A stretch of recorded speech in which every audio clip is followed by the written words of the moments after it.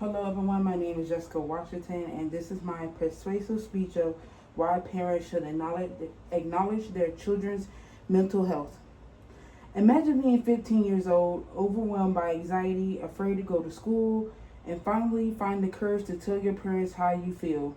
Instead of hearing, "I'm here for you," you're told, "You're being dramatic. You'll get over it." Now imagine carrying all those feelings alone because you believe no one will ever understand you. Today, I want to persuade you that parents should acknowledge and take their children's mental health seriously because it improves communication, prevent long-term emotional problems, and give children the support they need to live healthy, successful lives. Mental health challenges among children and teenagers are more common than more people realize. According to the Center of Disease Control and Prevention, many young people experience anxiety, depression, and other emotional challenges that affect their daily lives. Yet many children never receive the support they need because adults dismiss their feelings. Parents often believe that their children is simply going through a phase or seeking attention.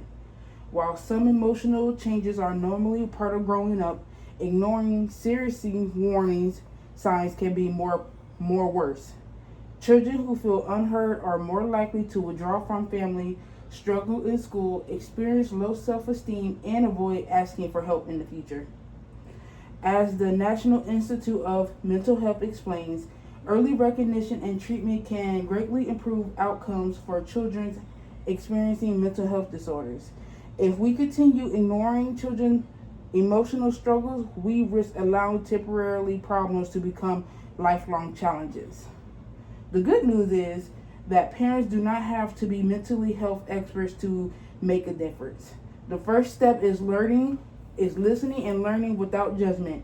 Instead of immediately dismissing a children's feelings, parents should ask questions, stay calm, and let their child know that their emotions matter. Second, parents should educate themselves about common signs of anxiety, depression, and stress and other mental health concerns. Understanding these signs allow parents to recognize when their children may need extra support. Third, families should not be afraid to seek professional help.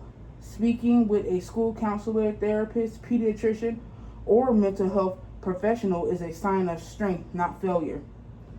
Research constantly shows that children who receive emotional support from their families are more likely to build resilience, perform better academically, and develop healthier relationships throughout life.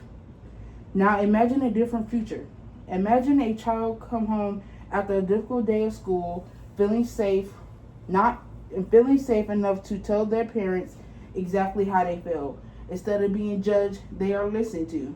Instead of feeling ashamed, they are supported. Instead of suffering in silence, they receive help they need before the situation becomes a crisis. Now imagine the opposite.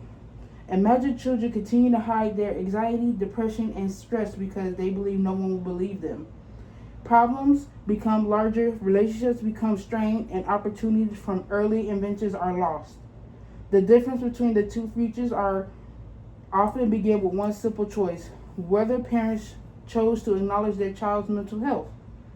Today, I challenge every parent and every future parent to make a mental health conversation a normal part of a family's life. Listen before judging. Believe your child when they're telling you something is wrong. Learn about mental health. Seek professional help when necessary. Mostly important, remind your child that asking for help is never a weakness. A parent's support can change the course of a child's life. Let's build families where children know their voice matters, their feelings are valid, and mental health is just as important as their physical health. Thank you. Thank you.